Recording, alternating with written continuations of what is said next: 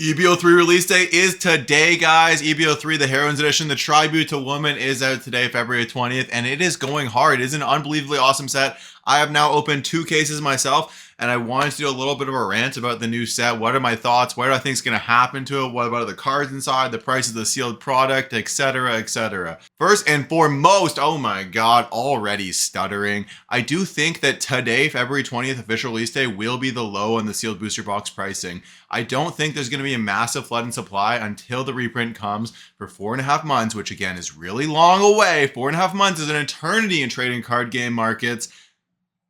EB-03 is probably going to be up only from there. We've already seen a little bit of a bounce back. TCG player prices are about up 10% versus what they were at yesterday. There's a few boxes here in Canada in that $500 to $600 Canadian range, but after taxes, you're still paying over $600 per booster box.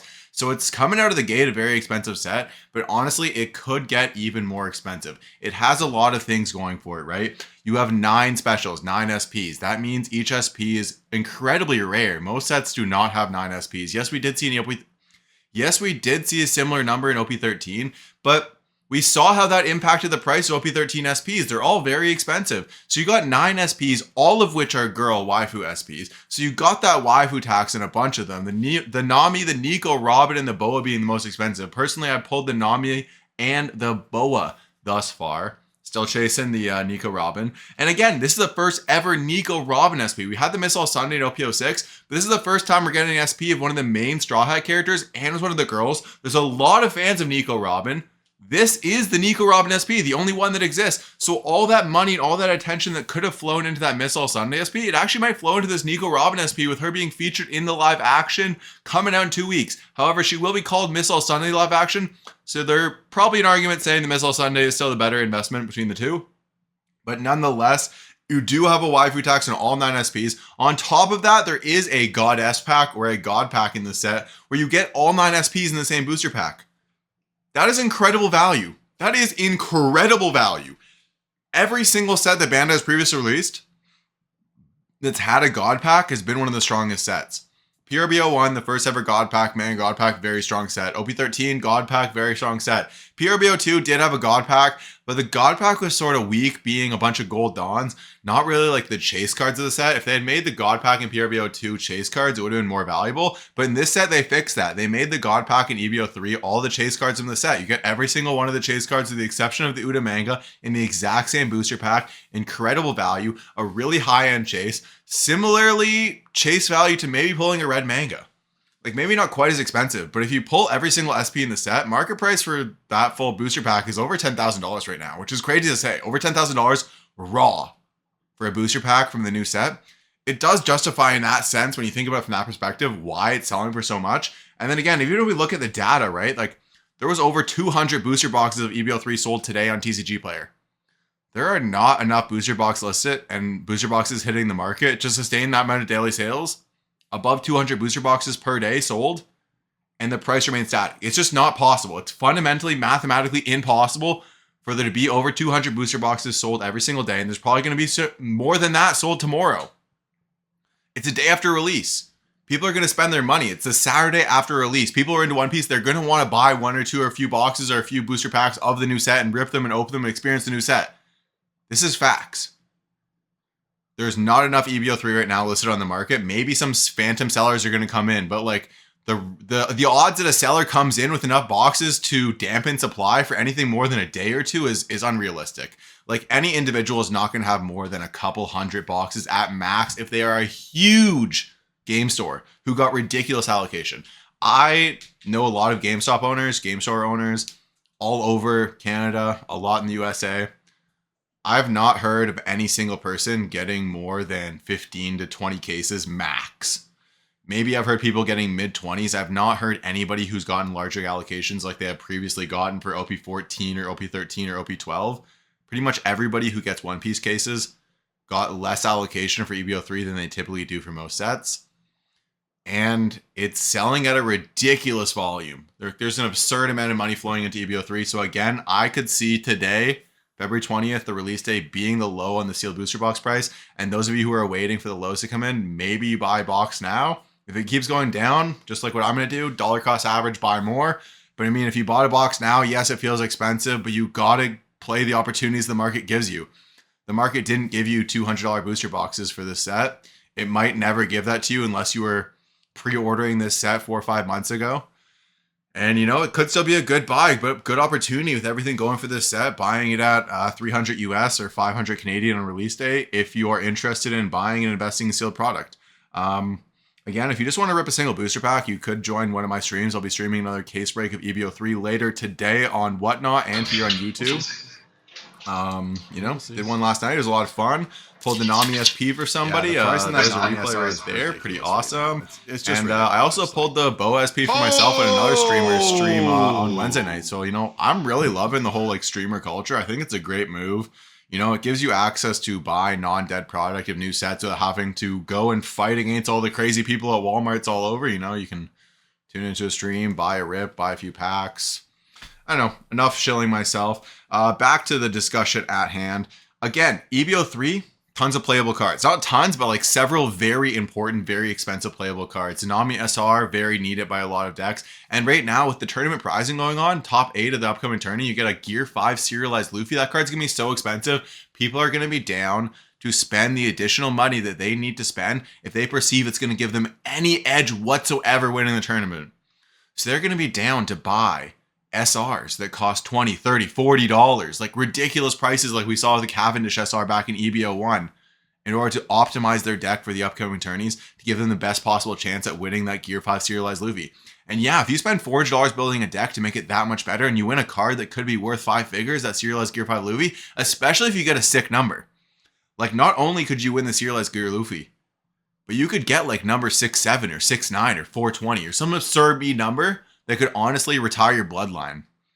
Like I legitimately think that if you were lucky enough to pull like serialized Gear 5 Luffy number 7 of whatever, that card could go for a freaking fortune. Or maybe even they sell number 1. Like what if you win the tournament and you get the number 1 serialized card? That'd be absurd.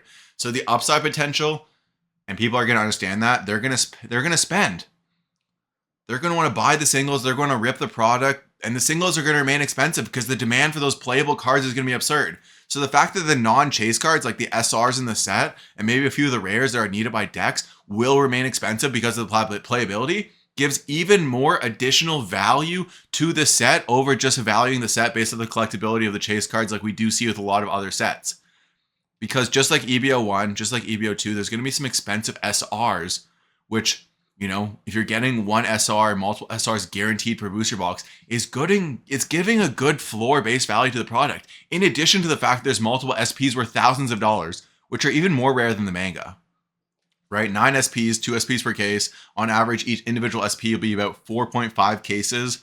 So like, let's say you want to pull the Nami SP, you're going to have to open up 5 cases on average because, you know, 4.5 cases is like cases come in 1 case at a time. You can't like divide a case in 2 and guarantee you're going to get half the SP. So let's say on average to pull the Nami SP, you have to open 5 cases of product.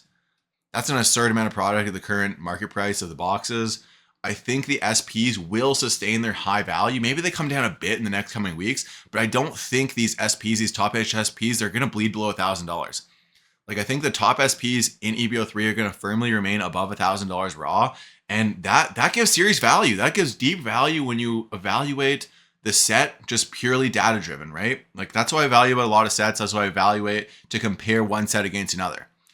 You add up the cumulative sum of all the top chase cards in the set and you divide it by the booster box price to get a ratio to determine, you know, an approximate value of the cards or of the set relative to the market price. And you can optimize that even further by looking at like the best box, because of course there are certain situations in top sets where, you know, sure, you could add up the value of all 3 top red mangas in OP13, and that makes OP13 look extremely attractive, but it's also impossible to pull all 3 red mangas in the same booster box. So it's not a realistic pack opening experience where, you know, you could buy a box of OP13 for $700 Canadian and pull $100,000 of cards, because if you add up all the red mangas and mangas together, it is over 100K. But it's actually impossible because there's only 1 manga per card. However, with EB-03, that value proposition is skewed because of the God Pack, right? The OP13 God Pack, it's worth like 2-3K because like it's just the 5 elders, it's not the top chases. But the EB-03 God Pack is all the top chases, right? 9 SPs, it'll be worth an incredibly large amount of value. And you could actually get that in a single booster box, right? You could open 1 booster box and get all of the top SP chase cards. So the value proposition, right? The potential upside, the expected value, you do need to take into account for that. As such, I think EB-03 is being undervalued by the market right now. 300 US, yeah, it feels expensive on release day. But like, this is an S tier set. I'm calling it EB-03 S tier set. And people who are sleeping on this set, like completely ignoring it, are going to be regretty spaghetti. Like, I'm not saying like sell your kidneys, back up the house, sell the wife, sell the kids, sell everything you own, get EB-03. I'm just saying, like, if you're a One Piece seal investor, you're somebody who's watching my channel and you're sort of on the fence, like, do I think prices are going to come down further? You know, buy a box, buy 2 boxes, buy a little bit of product right now. So at least if the train does go the way I think it's going to go, you're not like all salty and mad because you missed the train. At least you got 1 box, you're riding the upside. And if I'm wrong and prices dumpster back down because this reprint, this phantom reprint everybody's afraid of, yeah, the reprint's going to come. Just buy the reprint. Dollar cost average down because you didn't back up the house. You didn't bet the farm. You didn't unload all of your dry powder buying right now. You just buy a little bit, keeping a little bit of dry powder, a little bit of cash ready. If there is a further dip right now between now and the reprint, or even at the reprint, there's a massive dip. But EB-03 will remain an S tier set. It'll remain strong. And we're playing long-term games here, guys. We're not just looking at what the price is going to be next week. We're looking at what the price is going to be next year. Or years from now, sorry. EB-03 will be more expensive a year from now. It will be more expensive years from now. Winners keep winning. EB-01, EB-02, some of the top performing sealed product and some of the top performing chase cards in there. EB-03, winners will repeat. Markets are cyclic. EB-03, another extra booster, shorter printed than regular sets. Supply and demand. Demand is absolutely going to be there with the waifu tax. You got gold dawns, multiple gold dawns, which are super awesome. Pulled the Nami gold dawn on my stream last night. It was sick. Such a beautiful card. You got the God pack. Yes, the manga is a bit mid. The Una manga is a bit mid, but it's not what's driving value to this set. It is the SPs and the Goddess pack and the gold dawns and the playable cards and the waifu tax and all these top chase cards, all these alt arts, all these SPs. They're all waifus, and there's always been a waifu tax in all of One Piece. Not to mention the fact that there are some awesome SPs. That Nami SP, it's going to drive value. People are going to chase that. It's a golden Nami SP. It's absolutely beautiful. People are going to want to get that. And I mean, Nami cards have been some of the top performing cards of all time frames, right? Last year, the Nami manga was the manga which went up the most in % ROI over the course of the year. Because Nami stock is not being fragmented. There's only the one top Nami chase card, the one manga. There's multiple Luffy mangas, there's multiple Shanks mangas, and so forth. So these popular characters, right?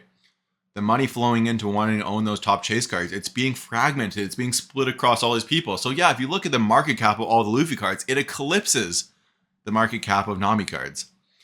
However, because the market cap of Nami cards is so much lower, and Nami will have comparable number of fans of Luffy on a long enough time frame, right? She's the girl in the set. She's the #1 girl, the most popular girl who gets the most screen time, the most lines, the most audio, like the most everything of any girl in the whole show, in the whole anime. She's getting the most attention.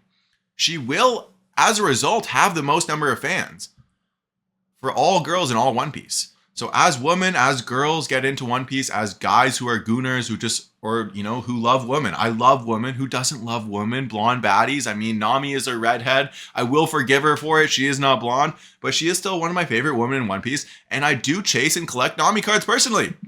And because the market cap of Nami cards is so much lower, it's so much easier for them to appreciate and outperform in terms of % ROI. And that's what you are here for as an investor. You're not in terms of absolute dollar value. It doesn't matter if the card goes up by $5,000. It's how much % did you get return on the purchase price. Nami manga is an S tier pickup right now. The Nami SPs are also some S tier pickups because there's really not that many of them compared to other player chase cards.